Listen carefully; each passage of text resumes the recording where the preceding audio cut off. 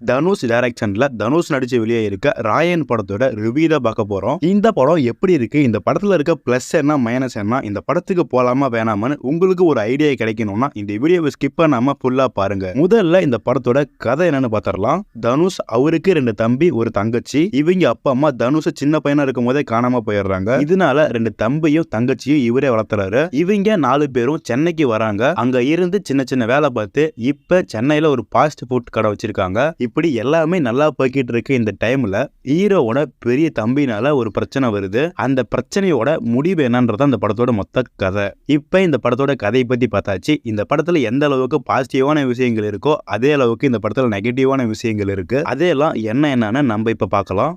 இந்த படத்துல முக்கியமான கேரக்டரோட எல்லாத்தோட நடிப்புமே சூப்பரா இருந்துச்சு. செல்வராகவனோட கேரக்டர், அவர் பேசுற அந்த டோனு, அவரோட அந்த ரியாக்ஷன், எஸ்.ஜே. சூர்யாவோட ஒரு அளவுக்கு சட்டில்டான நடிப்பு, அவரோட ஃபேஸ் ரியாக்ஷன், தனுஷோட டிஃபரெண்டான லுக்கு, அவரோட கேரக்டர், தனுஷுக்கு தங்கச்சி நடிச்சவங்களோட ஆக்டிங், இன்னொரு ஹீரோயினியோட ஆக்டிங், இந்த மாதிரி இந்த படத்துல நடிச்சிருக்க முக்கியமான கேரக்டர் டிஃபரெண்ட் லுக்ல டிஃபரெண்டா நடிச்சிருப்பாங்க. இந்த கேரக்டருக்குலாம் ரைட்டிங் சூப்பரா பண்ணியிருக்காரு தனுஷ். அதே மாதிரி இந்த படத்துல பிரகாஷ் ராஜ் நடிச்சிருக்காரு.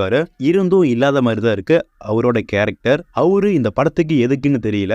Background score A.R.. ரகுமான் பயங்கரமா பண்ணிருக்காருன்னே சொல்லலாம். ஒவ்வொரு ஃபைட்டுக்கும் இருக்க பேக்ரவுண்ட் ஸ்கோர், சாங்ஸ், இது எல்லாமே இந்த படத்தை அடுத்த கட்டத்துக்கு கொண்டு போயிருக்குன்னே சொல்லலாம். இந்த படத்துல இருக்க ஒரு சாங்குக்கு கிடைச்ச ரீச்னால தான் இந்த படத்துக்கு இவ்வளவு பெரிய ஓப்பனிங் இருக்குன்னு அவங்க எல்லாருக்குமே தெரிஞ்சிருக்கும். அந்த அளவுக்கு பேக்ரவுண்ட் ஸ்கோர், 2 சாங்ஸ் சூப்பரா இருக்கு. இந்த படம் ஒரு ஆக்ஷன் படம் தான். ஆக்ஷன் படம்னாவே ஃபைட் நிறைய இருக்கும். இந்த படத்துல இருக்க ஃபைட் சீன் எல்லாமே பயங்கர இன்ட்ரெஸ்டிங்கா பண்ணிருந்தாங்க. ஃபர்ஸ்ட் ஹாஃப்ல இருந்த ஃபைட் நல்லா இருந்துச்சு. செகண்ட் ஹாஃப்ல வர ஃபைட் விக்ரம் படத்தை ஞாபகப்படுத்துச்சு.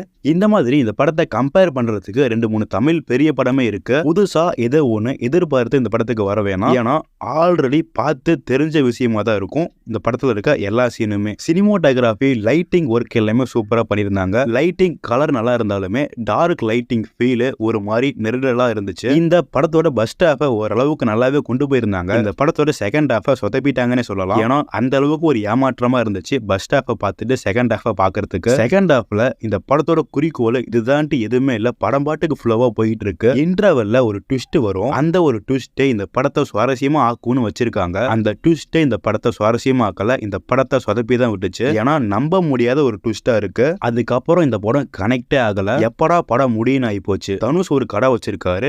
அவரோட தம்பி வேலை இல்லாம இருக்காரு. அவரு இப்ப வேலைக்கு போக வேண்டிய கட்டாயம் வருது. அவரு போய் கடைக்கடைய வேலை கேட்கிற அந்த சீனு பயங்கர செயற்கையா இருந்துச்சு. செயற்கையா மட்டும் இல்ல, காமெடியாவும் இருந்துச்சு. மொத்தத்துல இந்த படம் எப்படி இருக்குன்னா, தனுஷோட ஃபேன்ஸ் வேணா தியேட்டர் போய் இந்த படத்தை பார்க்கலாம். மற்றபடி ஃபேமிலி ஆடியன்ஸ், நார்மல் ஆடியன்ஸுக்குலாம் இந்த படம் கனெக்டே ஆகாது. நீங்க இந்த படத்தை பார்க்கணும்னு ஆசைப்பட்டீங்கன்னா இன்னும் கொஞ்ச நாள் கழிச்சு போன்லயே நீங்க பாத்துக்கலாம். இந்த படத்தை பார்த்து முடிக்கும் போது இந்த படத்துல ஒண்ணுமே இல்லாத ஒரு ஃபீல் தான் இருந்துச்சு. திருப்தியா இல்ல. இதுதான் ராயன்.